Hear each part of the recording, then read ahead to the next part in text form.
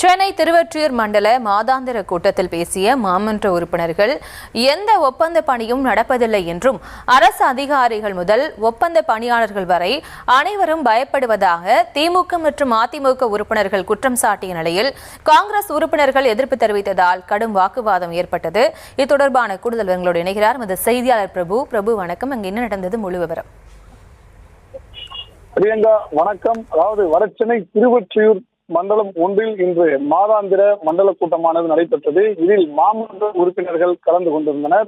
திருவொற்றியூர் 7வது வார்டு அதிமுக மாமன்ற உறுப்பினர் கார்த்திக் பேசும்பொழுது தன்னுடைய வார்டில் மின் தட்டுப்பாடு ஏற்படும் போது மக்கள் தங்களை சந்திப்பதாகவும் மக்களிடம் என்ன கூறுவதென்றே தங்களுக்கு தெரியவில்லை என்றும் அதிகாரிகளை தங்கள் அழைத்தாலும் எந்தவித முறையான பதிலும் இல்லை என்றும் தனது வார்டில் பராமரிப்பு பணி அப்படியே இருக்கிறது, எந்த பணியும் அந்த பூங்காவை பராமரிப்பது தொடர்பாக எந்த விதமான மேற்பணியும் நடக்கவில்லை என்று கூறியிருந்தார். அப்போது அந்த கூட்டத்தை நடத்தி கொண்டிருந்த திமுகவின் மண்டல குழு தலைவரான தனியரசு இப்போது இருக்கக்கூடிய ஆட்சியில், தமிழக வெற்றி கழக ஆட்சியில் ஒப்பந்த பணி நடைபெறக்கூடிய இடங்களுக்கெல்லாம் சென்று தமிழக வெற்றி கழகத்தை சேர்ந்த நிர்வாகிகள் மிரட்டுவதாகவும் ஒப்பந்ததாரர்களை மட்டுமல்லாது நள்ளிரவில் மின்வாரிய அதிகாரியின் வீட்டிற்கே சென்று கதவை தட்டி அவர்கள் மிரட்டல் விடுவதாகவும் இந்த ஆட்சியில் இவ்வாறு ஆட்சியின் பெயரை சொல்லி அந்த கட்சியை சார்ந்தவர்கள் அடாவடி செய்வதாகவும் கூறியிருந்தார்.